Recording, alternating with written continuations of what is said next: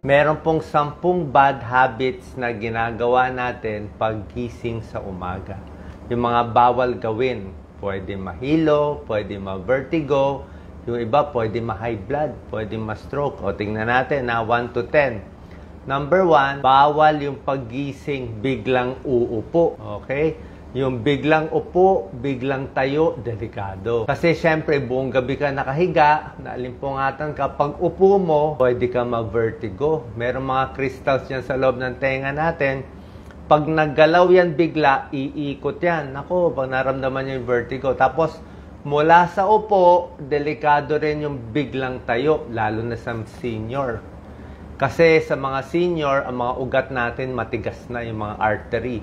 So, pag tayo, magkukulang ng dugo paakyat sa utak. Medyo parang maiiwan yung dugo eh. Kasi usually pag bata ka pa, maganda pa yung artery natin eh, nagko-contract. Pag tayo nagko-contract, tuloy-tuloy ang blood supply sa utak. Pero yung biglang tayo, minsan nandidilim eh. So, magdidilim, pwede bumagsak ang blood pressure, delikado. So, ang tip natin, do not sit up immediately, do not stand immediately, dahan-dahan lang. Upo muna 1 minute, sipa-sipa paa, okay, bago tatayo. Dahan-dahan ang galaw. Yan ang pinaka-secret natin. Pag tumatanda, lahat ng galaw, sabi ko, dahan-dahan upo, dahan-dahan tayo, dahan-dahan ikot. Kasi mamali ka lang, mapapansin, ako, back pain na, neck pain na, may lalagutok na, mahirap na. Tumatanda kasi, sumisikip lahat ng mga muscles natin. Number 2, paggising sa umaga, bawal mag-check ng cellphone agad. Yung bagong gising ka pala, check na. Ang problema kasi, paano kung bad news? Diba? Paano kung bad news? Ang nakita mo, nakahiga ka pa, bad news. Tataas ang stress level, tataas ang heart rate mo, tataas ang blood pressure mo, pwede ka pa mag-panic attack. Okay? Kasi normally, paggising sa umaga, talagang tataas ang blood pressure. Normal yan eh. Kaya nga, karamihan ng stroke, karamihan ng heart attack nangyayari sa umaga. Kasi sa umaga talaga yung morning surge. Mapapansin nyo yan, check nyo BP nyo. Sa umaga, pagising 6 a.m. hanggang 9 a.m., yan ang pinakamataas na blood pressure usually. Kasi ang daming gagawin, ang daming stress. Tapos, nag-check ka pa agad ng phone mo, hindi maganda yon ha? Relax. Upo muna, pag nakadahan-dahan na, tsaka mo na i-check. Number 3, hindi umiinom ng tubig sa umaga. Naku, bad habit yan. Kasi makita mo, yung unang ihi mo sa umaga, di ba, sobrang dilaw.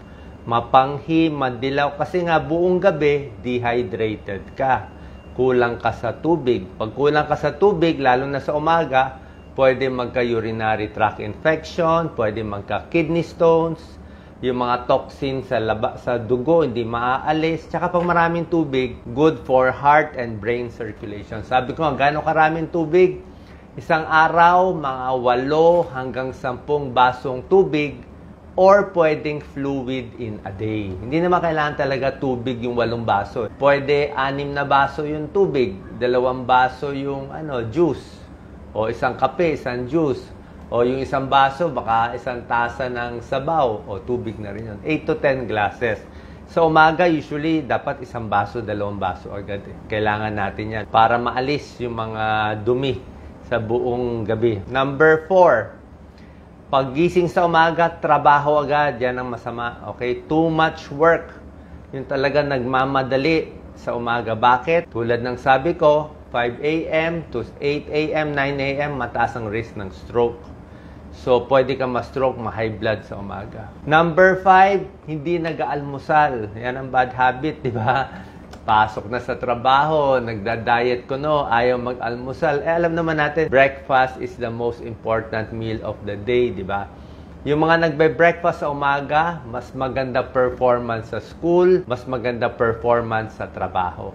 Actually, nakakapayat nga daw yung breakfast. Kasi nga, pag di ka nag-breakfast, pagdating ng 11 o'clock tanghali, sobra kang gutom. Pag sobra kang gutom sa tanghali, doon ka mapapakain ng sobrang dami. Yung kinain mo nung tanghali, parang dinoble mo na, parang nag-breakfast ka na, nagtanghalian ka pa. Number 6, bad habit is nag-breakfast nga, pero unhealthy naman yung breakfast. Baka donut lang na breakfast, o kape lang, o hilig natin, kape, pandesal. Pwede na naman kape at pandesal, kaya lang, carbohydrates and sugar lang yun eh. Kape mo, sugar. So, pandesal mo, sugar pa rin. So, wala kang protina.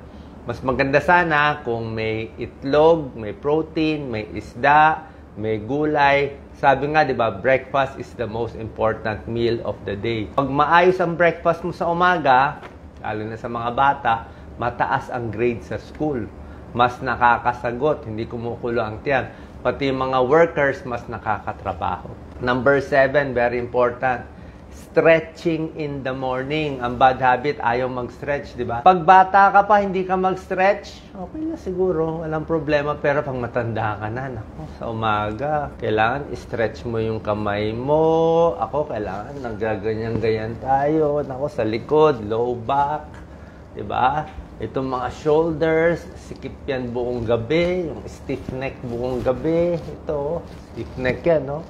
So, marami ka talagang ini-stretch sa leeg, sa paa, sa likod, yung mga tinuturo ko sa inyo stretch. Pero tulad na sabi ko, dahan-dahan.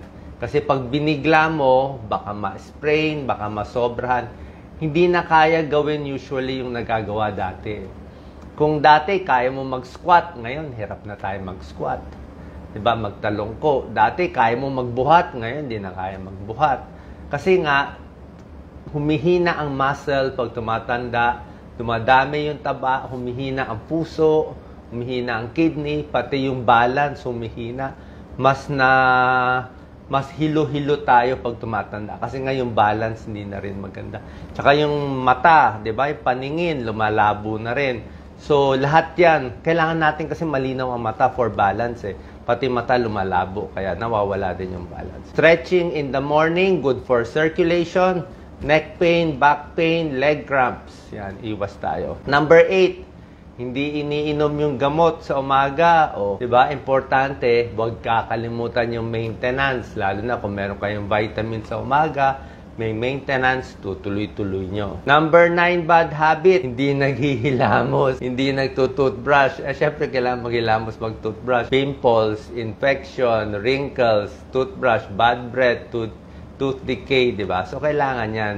Hygiene yan. Number 10, bad habit, tulog ng tulog. Ayaw na gumising, di ba?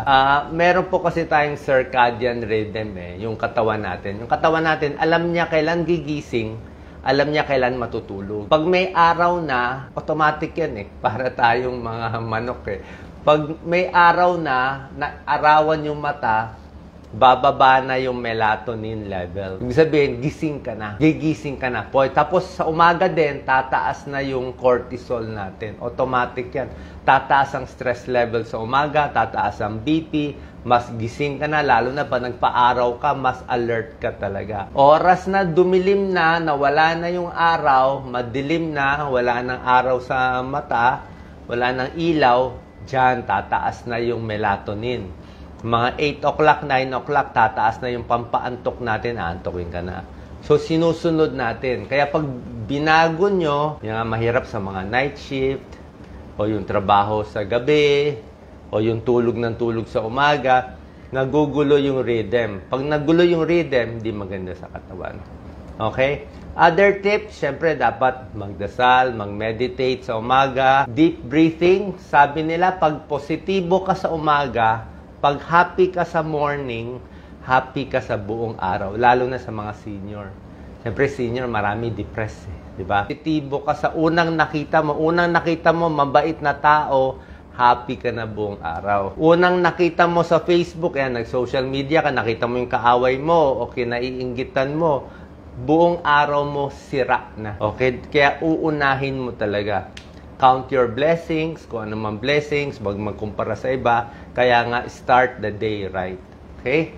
Basically kasi po talaga, pag tumatanda tayo, marami na talagang nanghihina sa katawan. Baga sa baso, parang baso. Pag may edad na, medyo may basag na konti. May lamat na. So, dapat dahan-dahan, ingatan natin yung mga galaw, kahit sa pagkain. Diba? Pag matanda na, dahan-dahan, mahirap na lumunok. Diba? Dry mouth na yan eh. Diba? Madalas na mabulunan. Kaya ngayon mga pag-upo, pagtayo, start slowly. Pag nakaarangkada ka na sa hapon, okay ka na. tsaka ka na maglakad-lakad, tsaka ka na mag-exercise. Walking is the best exercise.